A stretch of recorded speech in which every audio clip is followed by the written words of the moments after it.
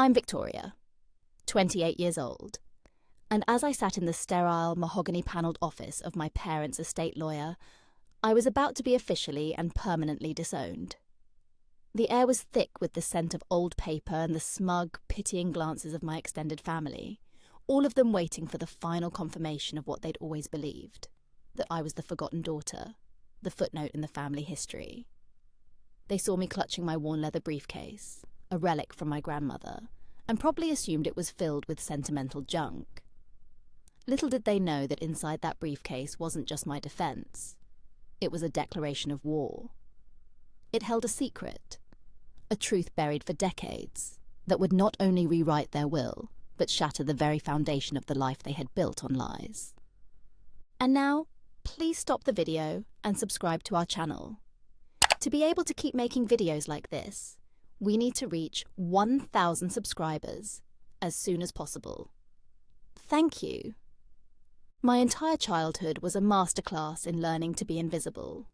It wasn't a loud or abusive household in the traditional sense. It was a quiet, suffocating dismissal that was far more insidious. My existence was measured against the blinding light of my younger sister, Amelia. Where Amelia was effervescent, I was contemplative. Where she was celebrated for her effortless C+s in popular subjects, I was gently mocked for my straight A's in subjects deemed useless, like history and literature. "Oh, Victoria, that's lovely," my mother Eleanor would say with a tight smile, her eyes already scanning the room for Amelia. "But what will you ever do with dusty old books?" That was the refrain of my life. My father, Richard, was a man who equated worth with net worth. He'd look at my report cards, covered in praise from teachers about my analytical mind and insightful essays, and he'd just sigh. "The world doesn't pay for poetry, Victoria," he'd say, before turning to Amelia to praise the new, expensive tennis racket she'd demanded. Birthdays were the starkest illustration. For my 16th, I asked for a rare set of historical biographies. I received a practical beige sweater 2 sizes too big. For Amelia's 16th, my parents threw a catered party that cost more than my first year of college tuition, and gifted her a brand new convertible, a cherry-red beacon of their affection. I remember standing in the corner of the sprawling lawn, watching Amelia laugh as her friends oohed and ahed, and feeling a cold, hard knot form in my stomach. It wasn't jealousy of the car. It was the profound, aching grief for a love I would never receive. My relatives, a chorus of aunts and uncles, reinforced the narrative. "Amelia is so full of life," they'd coo. "Victoria is so serious." They never saw the girl who stayed up all night, lost in the stories of queens and forgotten inventors, the girl who found more companionship in the pages of a book than in her own cavernous home. The only person who saw me, truly saw me, was my grandmother Clara, my mother's mother. She was the family's quiet eccentric, the one they tolerated but didn't quite understand. She smelled of lavender and old paper, and her eyes, unlike my mother's, held a genuine warmth when they looked at me. She'd find me in my room, and instead of asking why I was so quiet, she'd ask what I was reading. She told me that history wasn't just about the dead, it was about understanding the bones of the world. "Never let them convince you that what you love is worthless, Tori," she'd whisper, her hand on mine. "Sometimes the most valuable things are the ones everyone else overlooks." She was my sanctuary, the only person whose validation I craved, because it was the only validation that felt real. Her presence was a small, flickering candle in the vast, cold emptiness of my family's approval, and I clung to its warmth with everything I had. The chasm between myself and my family widened into a canyon during our college years. My parents, Richard and Eleanor, viewed education not as a tool for enlightenment, but as a transaction for status. For Amelia, this meant a blank check. They proudly paid for her to attend a prestigious, out-of-state business school with a notoriously high price tag and an even more notorious party scene. They bought her a luxury apartment near campus, furnished it lavishly, and kept her bank account perpetually full, ensuring she never had to face the indignity of a part-time job. Her calls home were filled with stories of sorority formals and spring break trips, which my parents would recount with beaming pride at their country club. "Amelia is making such wonderful connections," my mother would say, as if networking at a gala was the highest form of academic achievement. My path was starkly different. When I declared my intention to major in history with a specialization in archival studies, my father nearly choked on his steak. "An archivist?" he scoffed, the word dripping with disdain. "So you want to be a glorified file clerk? Victoria, for God's sake, be practical." They made it clear that they would not be funding such a frivolous endeavour. My education was my own problem to solve, so I solved it. I worked tirelessly, applying for every scholarship I could find, and won a near full ride to a respected state university.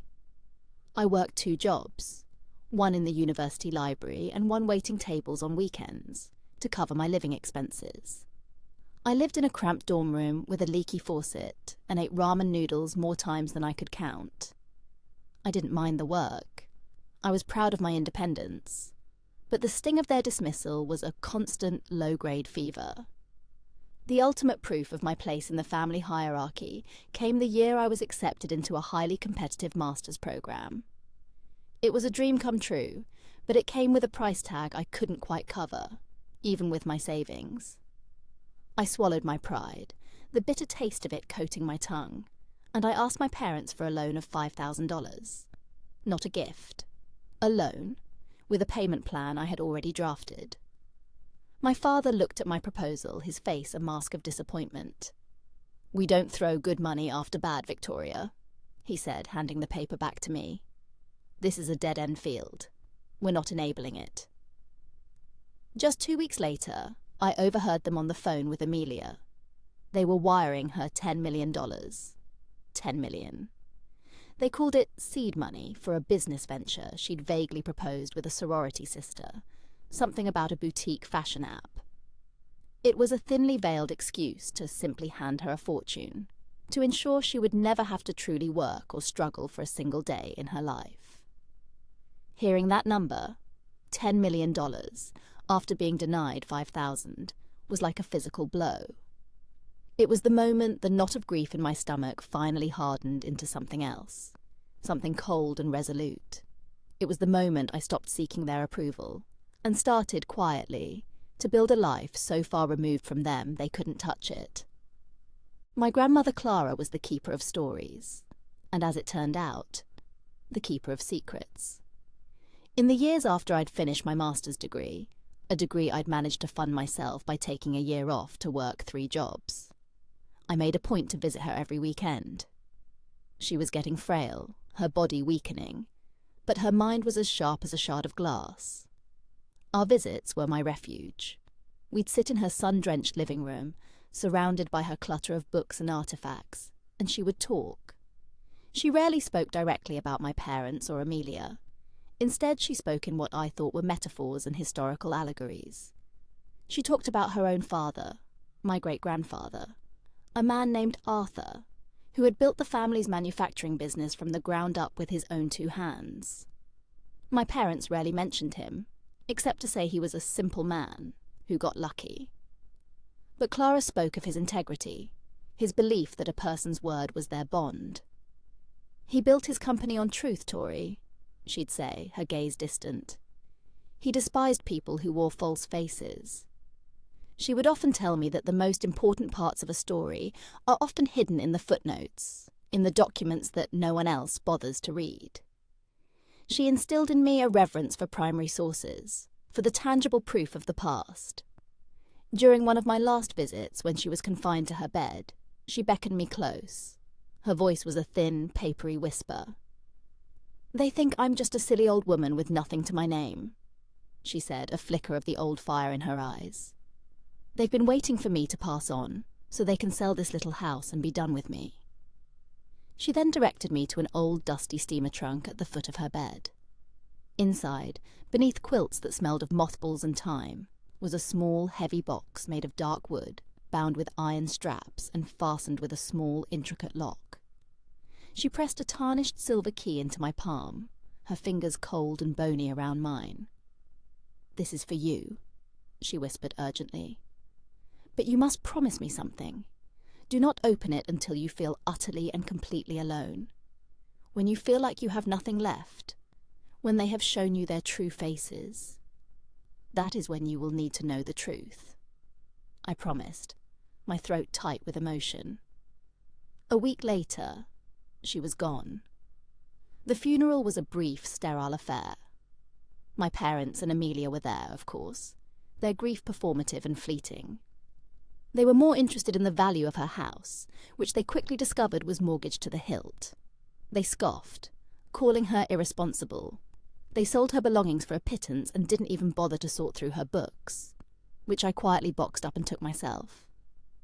I kept the locked box, tucking it away in the back of my closet, a final, tangible piece of the only person who had ever truly loved me. I didn't know what was inside, but I honoured my promise, waiting for a day I hoped would never come. Life settled into a new, quiet rhythm. I found a job as a research archivist for a historical society, a position my parents openly derided as a charity case. I lived modestly in a small apartment surrounded by the books I'd inherited from my grandmother, and I was, for the first time, content. I had my work, a small circle of friends who valued me for who I was, and a peaceful existence, blessedly free of my family's constant judgment.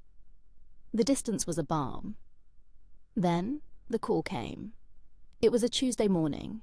A frantic, sobbing Amelia was on the other end of the line. There had been an accident. A patch of black ice, a winding country road. My parents, Richard and Eleanor, were gone. The shock was a strange, hollow thing. I felt grief, of course, but it was a complicated, tangled emotion, interwoven with decades of hurt and resentment. It was like mourning the idea of parents I never truly had. The days that followed were a blur of logistics and family drama. Amelia, propped up by our aunts and uncles, immediately assumed the role of the bereaved matriarch, making all the arrangements and treating me with a condescending pity that set my teeth on edge. "Don't you worry about a thing, Victoria," she'd say, patting my arm. "I'll handle everything." It was clear that in their eyes, I was still the incompetent, unserious child, incapable of dealing with reality. The funeral came and went, a display of wealth and status that felt grotesque in its insincerity. And then came the appointment with the lawyer, the reading of the will. The night before we were scheduled to meet, I was sitting alone in my silent apartment, the weight of everything pressing down on me. I felt a profound sense of isolation, a feeling that I was truly, finally, an orphan in every sense of the word. And then, like a whisper from the past, I remembered my grandmother's words. "Do not open it until you feel utterly and completely alone." I went to my closet and pulled out the dark wooden box. My hands trembled as I inserted the small silver key into the lock. It turned with a soft, metallic click. I lifted the heavy lid. There was no gold, no jewellery, no stacks of cash. Instead, there was a stack of yellowed, brittle documents, tied together with a faded red ribbon.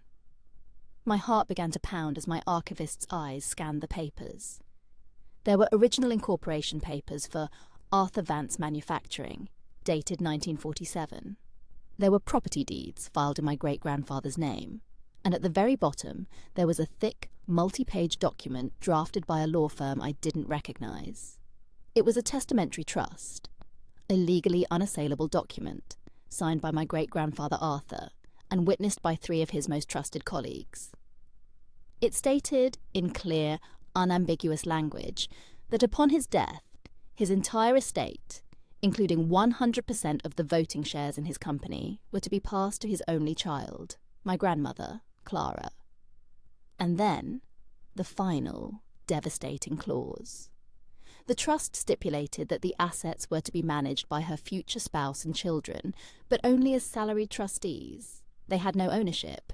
And upon Clara's death, the entirety of the trust, the company, the properties, everything, was to pass, whole and indivisible, to an heir of her choosing, designated in a sealed addendum. Tucked inside the last page was that addendum, signed by Clara, and notarized just a year before her death. On it, in her familiar, elegant script, was a single name: Victoria. The lawyer's office was a stage set for my humiliation. I sat in a hardback chair, the worn leather of my grandmother's briefcase cool against my legs. Amelia was positioned next to the lawyer, dabbing at her dry eyes with a silk handkerchief, the very picture of tragic inheritance. My aunts and uncles filled the remaining seats, their faces a mixture of feigned sympathy for Amelia and barely concealed disdain for me. They were a flock of vultures waiting to pick over the carcass of my parents' estate.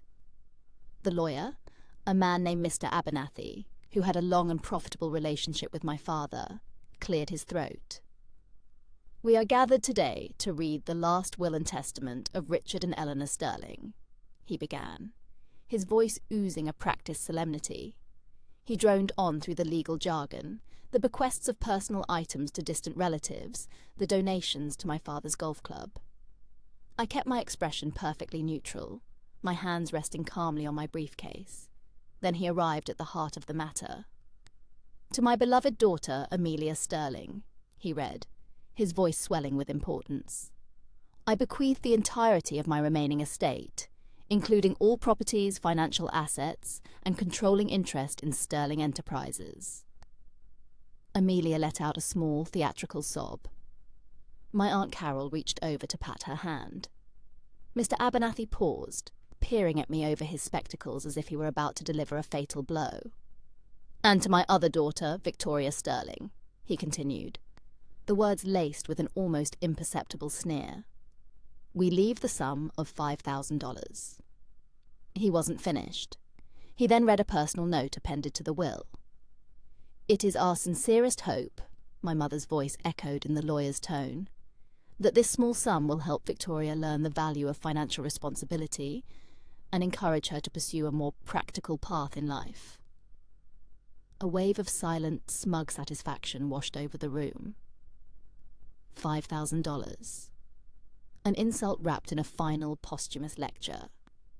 Amelia looked at me, her eyes filled with a glistening, condescending pity that made my blood run cold. This was it. This was the moment they had all been waiting for, the final legal confirmation of my worthlessness. They expected me to cry, to protest, to shrink into myself as I always had.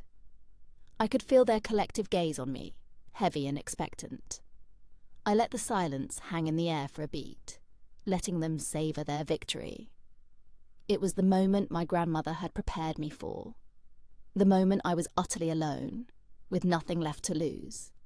And in that moment, I felt not despair, but a strange, exhilarating calm. The fear was gone, replaced by a cold, sharp clarity. The performance was over. It was my turn to speak. I waited until Mr. Abernathy had neatly folded the will and placed it on his desk, a look of finality on his face. The room was still, the air buzzing with the family's shared triumph. I took a slow, deliberate breath and then I spoke. My voice, when it came, was not the quiet, hesitant thing they were used to. It was level, clear, and carried a weight that made every head in the room turn towards me.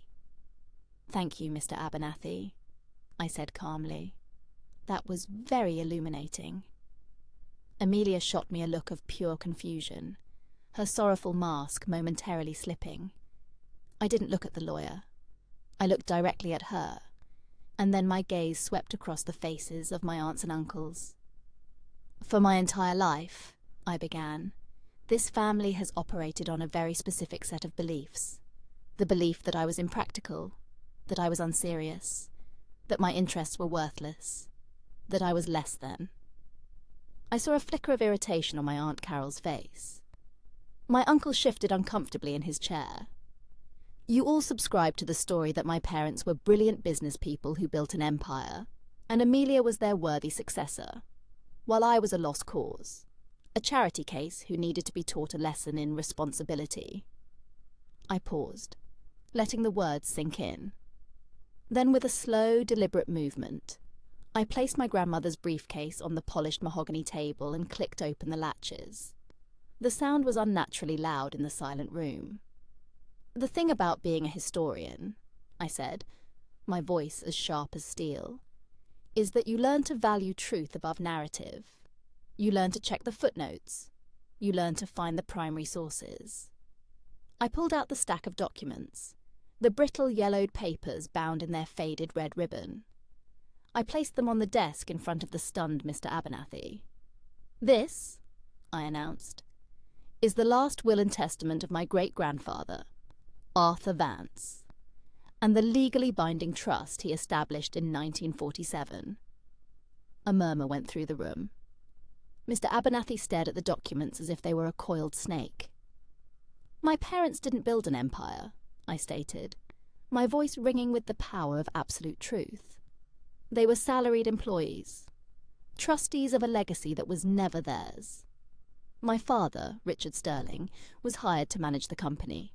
My mother, Eleanor Vance, was a beneficiary of the trust, but she was never the owner."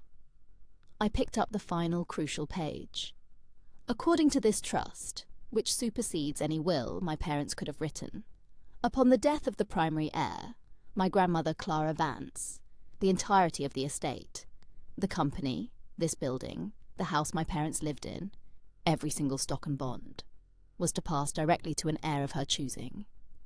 I held up the notarized addendum. "And she chose me." The final blow came as I looked directly at my sister. "That $10 million my parents gifted you for your business venture, that wasn't a gift from their fortune. It was an illegal withdrawal from a trust they didn't control, a trust that now belongs to me. So, Amelia, you have a new business venture to consider, figuring out how you're going to pay me back." The silence in the room shattered. It was replaced by a cacophony of sputtering disbelief and outrage. "This is absurd," my Uncle David bellowed, his face turning a blotchy red. "Victoria, this is some kind of sick joke." Amelia just stared at me, her face pale, her mouth opening and closing like a fish. The pity in her eyes had been replaced by pure, unadulterated shock. Mr. Abernathy, a man who had built his career on my father's patronage, snatched the documents from his desk. His hands, usually so steady, trembled as he scanned the pages. He was a good lawyer, I knew that, and a good lawyer knows an ironclad, century-old trust when he sees one. I watched as the colour drained from his face, his professional composure crumbling into raw panic. "The signatures, the notarizations, they appear to be authentic," he stammered, his voice barely a whisper. He looked from the papers to me and back again, the full, catastrophic implications dawning on him. He had probated my grandmother's will years ago, declaring her to have a minimal estate. He had just executed my parents' will, transferring a fortune they never legally possessed. His career was flashing before his eyes. I had already anticipated this. "I took the liberty of having these documents authenticated by my own legal counsel last week," I said coolly, reaching back into my briefcase and pulling out a crisp, modern legal folder. "This is a letter from the firm of Albright, Spector and Thorne, confirming the validity of the Arthur Vance Trust, and my position as the sole legal heir." I slid the folder across the table to him. The name of the most feared litigation firm in the state hung in the air like a guillotine.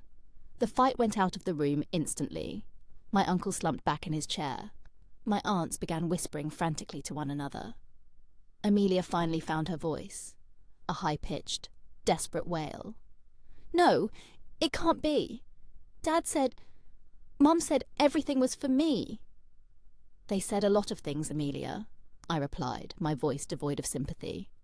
"They said I was worthless. They said history didn't matter. It seems they were wrong on both counts." My lawyer, a sharp, no-nonsense woman named Ms. Davies, entered the room on cue, a silent signal we had prearranged. She placed a hand on my shoulder, a quiet gesture of support that felt more real than any touch my family had ever given me. She addressed Mr. Abernathy directly. "We'll be filing an immediate injunction to freeze all assets of the estate," she said, her tone leaving no room for argument. "As of this moment, Sterling Enterprises, all associated properties and all financial accounts are under the sole control of my client, Ms. Victoria Sterling. Any further attempts to disperse or access these assets will be met with swift legal action." The relatives began to scramble, grabbing their coats and bags, desperate to escape the toxic fallout. They couldn't even look at me. I was no longer the pitiful niece. I was a threat, a force they didn't understand. Amelia was the last to leave, supported by our weeping Aunt Carol. As she passed me, she shot me a look of pure hatred. "You'll regret this," she hissed. "I already regret not doing it sooner," I said. And for the first time, it was the absolute truth. I watched them go, a parade of vanquished ghosts, and stood alone in the quiet, mahogany-paneled room, the owner of everything they had ever valued, and finally, the owner of myself. The weeks that followed were a blur of legal manoeuvres and seismic life changes. Ms. Davies was a whirlwind of efficiency, dismantling my parents' financial world with surgical precision. The injunctions were served, the accounts frozen, the locks on the company headquarters and the sprawling family mansion changed. I was suddenly the CEO of a multi-million-dollar manufacturing company, and the owner of a portfolio of properties I'd never even known existed. The first order of business was to confront the mess my father had left behind. He had run the company like his personal fiefdom, promoting cronies, making reckless investments, and using company funds as his private piggy bank. I spent my days poring over ledgers and balance sheets, my archival skills proving to be far more practical than my father could have ever imagined. I found the $10 million wire transfer to Amelia, disguised as a consulting fee. I found extravagant expenses for country club memberships, lavish vacations, and my mother's designer wardrobe, all billed to the company. It was a monument to their hypocrisy. I was not cruel, but I was resolute. I fired the incompetent executives my father had hired and promoted a long-serving, brilliant operations manager who had been consistently overlooked. I put the family mansion, the ostentatious symbol of their status, on the market. It was full of ghosts and bad memories, and I wanted it gone. The phone calls started almost immediately. First, from my aunts and uncles. Their tone had shifted from smug disdain to a syrupy, desperate sweetness. They called to check in on me, to reconnect, their conversations inevitably circling back to the family legacy and how I might need experienced advisors.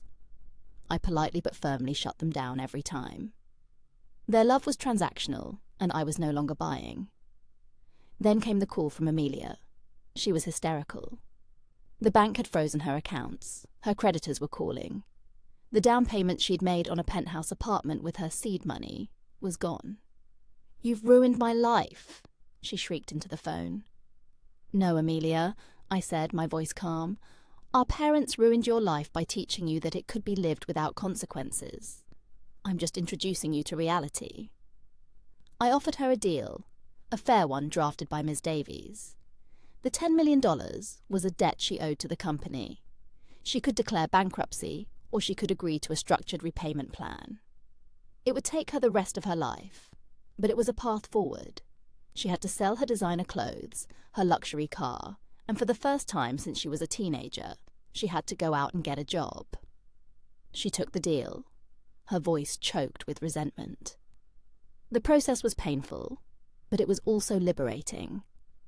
With every corrupt contract I voided, with every piece of their ostentatious life I sold off, I felt a weight lifting. I was not just cleaning up a company, I was purging the poison of my childhood. I was proving, not to them, but to myself, that I was more than capable. I was not the serious, impractical girl. I was the one who read the footnotes. And the footnotes, it turned out, were where the real power was written. A year and a half can change everything. The Victoria who had walked into that lawyer's office, clutching a briefcase full of secrets, felt like a person from another lifetime. The timid, overlooked archivist was gone, replaced by a confident, decisive woman who was rediscovering her own strength. I didn't just save the company, I transformed it. I leaned into its history, rebranding it from the soulless Sterling Enterprises back to the original Vance Manufacturing. I used my great-grandfather Arthur's story of integrity and quality as our new mission statement. I invested in our employees, improved working conditions, and implemented ethical sourcing practices. The business, freed from my father's mismanagement, began to thrive in a way it hadn't in decades. I sold the cold, cavernous family mansion and used the proceeds to buy a beautiful, light-filled brownstone in the city, a space that felt like my own. I filled it with books, art, and the comfortable silence of a home built on peace, not pretense. I also started a small foundation in my grandmother's name, the Clara Vance Grant, which provided scholarships for students pursuing degrees in the humanities for all the other quiet, serious kids who were told their passions were worthless. My life was full, but there was one loose thread. I hadn't spoken to Amelia since she'd tearfully agreed to the repayment plan. I knew from the monthly reports that she was working as an assistant manager at a retail store, a humbling fall from grace. Then one afternoon she called me. Her voice was different. The shrill entitlement was gone, replaced by a quiet, hesitant tone I'd never heard from her before. She asked if we could meet for coffee. I agreed, more out of curiosity than anything else. We met at a small, neutral cafe. She looked tired, but for the first time she looked real. The designer clothes were gone, replaced by a simple sweater and jeans. There were no crocodile tears, no performance. "I wanted to apologize," she said, looking down at her hands. "Not for the money. Well, yes, for the money, but for everything else. I was awful to you. I knew what Mum and Dad were doing was wrong, how they treated you. I knew it and I let it happen because I liked it. I liked being the favourite. It was easier." She looked up at me, and her eyes were filled with a genuine, painful remorse. It took losing everything to realise I never actually had anything of my own. My life was a gift, not an achievement. You earned everything you have. I'm sorry, Victoria. Truly." It was the apology I had unknowingly waited my whole life to hear. It didn't magically erase the decades of hurt, but it was a balm on the old wound. "I accept your apology, Amelia," I said softly. It wasn't about forgiveness, not entirely. It was about closure. It was about recognizing that we were two different people, shaped by the same toxic environment in different ways. We could never go back to being sisters in the way we were supposed to be, but perhaps we could move forward as two adults who finally understood the truth. I left that cafe feeling lighter than I had in years. I no longer needed her apology, but hearing it confirmed that I had made the right choice. I hadn't just taken back my inheritance. I had broken the cycle. 5 years have passed since that day in the lawyer's office. It feels like a lifetime. Vance Manufacturing is more successful than I ever could have dreamed, a testament to the idea that you can do well by doing good. The Clara Vance Grant has now helped over 50 students pursue their impractical dreams, and I read every single one of their thank you letters. My life is quiet, but it is a rich, fulfilling quiet. I found a partner who loves me for my serious mind and my passion for the past, a man who finds my grandmother's stories as fascinating as I do. We're building a life based on mutual respect and shared truths, a world away from the transactional relationships of my childhood. I see Amelia occasionally. She finished paying back her debt last year, ahead of schedule. She worked her way up and now manages a whole district of stores. She's found her own strength, a resilience she never knew she had because she never had to use it. Our relationship is cordial, distant, but peaceful. We are not close friends, but we are no longer enemies. We are survivors of the same shipwreck, washed up on different shores. Sometimes I take out the old wooden box my grandmother gave me. I run my hands over the iron straps and think about the incredible gift she gave me. It wasn't just the money or the company. It was the truth. She armed me with the truth and trusted that I would be strong enough to use it when the time was right. She saw the person I was meant to become long before I could see her myself. My story is about a will and a hidden inheritance, but its real legacy is the journey from feeling powerless to finding my own power. It's about realizing that your worth is not determined by the people who refuse to see it. It is something you define, you build, and you own on your own terms. If you have ever been underestimated, dismissed, or made to feel invisible by the very people who were supposed to lift you up, I want you to share your story in the comments below. Let's create a space where every voice is heard and every story matters. Your experience is valid, your strength is real, and like me, you have the power to write your own ending. And please, don't forget to like this video and subscribe for more stories of quiet strength and ultimate vindication.